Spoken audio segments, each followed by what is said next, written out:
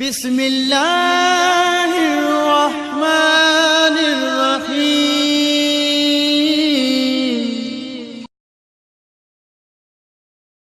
औज़ुबिल्लाहिमिनश्शैतानिर्रजीम। बिस्मिल्लाहिर्रहमानिर्रहीम।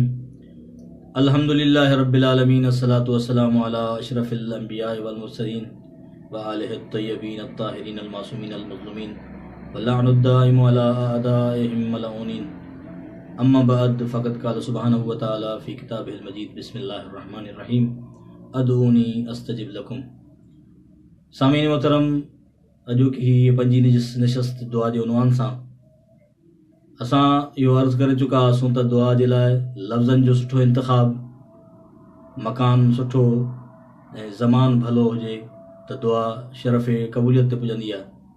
मसलन कंहिं इंसान जी ख़ुशकिस्मती हुजे जो उहो करबला मुअल्ला जी धरती ते हुजे ऐं अरफ़ा जो ॾींहुं हुजे ऐं वरी दुआ घुरण जे लाइ वरी दुआ अरफ़ा इमाम हुसैन इस्लाम वारी उनखे नसीब में हुजे ऐं उहा दुआ घुरी ऐं दुआ अलाह साईं दरबार मां घुरे त को सबबु ई कोन्हे जो दुआ रद्द थिए। लेकिन उन जे बावजूदि इलाही सारा माण्हू आहिनि, उहे चवनि था त असां अहिड़ियूं दुआऊं घुरियूं आहिनि, इन्हनि दुआउनि घुरण जे बावजूदि असांजूं दुआऊं क़बूल नथियूं थियनि। इन जे लाइ जवाब इहो अर्ज़ु कयो वेंदो आहे, उलमा कराम बि फरमाइनि था त दुआ जे क़बूलियत जो सबबु इहो हरगिज़ न सम्झिजे त असां जेका शइ घुरी आहे उहा असांखे फ़ौरन मिली वञे। कई असबाब आहिनि अलाह साईं दरबार में, का शइ इंसान घुरे थो उहा इंसान जे लाइ ओतिरी फ़ाइदेमंद कोन्हे जेतिरी हू सम्झे थो। बाज़ औक़ात हिकिड़ी दुआ इंसान घुरी आहे, उहा दुआ जी तमन्ना, उनजो इरादो, उनजो शौक़ु, उनजी ख़्वाहिश उन्हनि शयुनि जी आहे, लेकिन उनजो अञा महल मौक़ियो वक़्तु हुन लाइ मुनासिबु कोन्हे त अलाह साईं हुनखे अता कोन थो करे।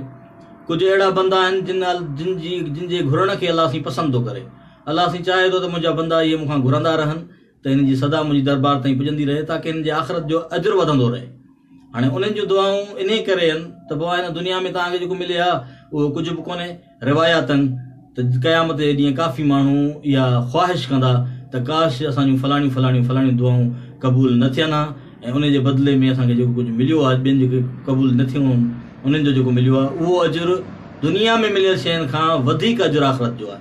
अलाह साईं चाहे थो कॾहिं कॾहिं पंहिंजे बंदे खे त हिन दुआ जेका एतिरी भली दुआ घुरी अथई, एतिरी अज़मत वारी दुआ घुरी अथई, इन जो अजुर महफ़ूज़ रखां जेको हिनखे आख़िरत में अता कयां।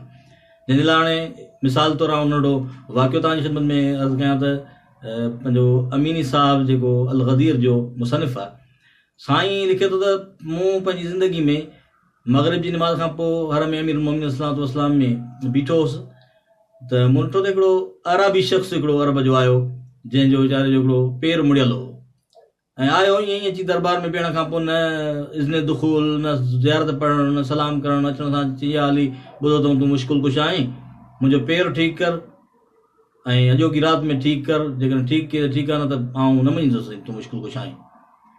साईं चयो मूंखे दिलि में थोरी ख़्वाहिश पैदा थी त पेर मुंहिंजो मुड़ियल आहे, ॾिसां हिन जी दुआ क़बूल थिए थी या कोन थी क़बूल थिए। वेठो रहियुसि, सॼी राति वेठो हुउसि, सुबुह जो टाइम थियो ऐं उहो अमाल बि न पे कयईं, दुआऊं बि कोन थी घुरियईं, नमाज़ूं बि कोन थी पढ़ी। सुबुह जो टाइम थियो, हुनजो पेर ठीकु थियो ऐं ज़री ते आयो, चई हाली मुंहिंजो पेर ठीकु थी वियो आहे, वसलाम, ऐं हलियो पियो।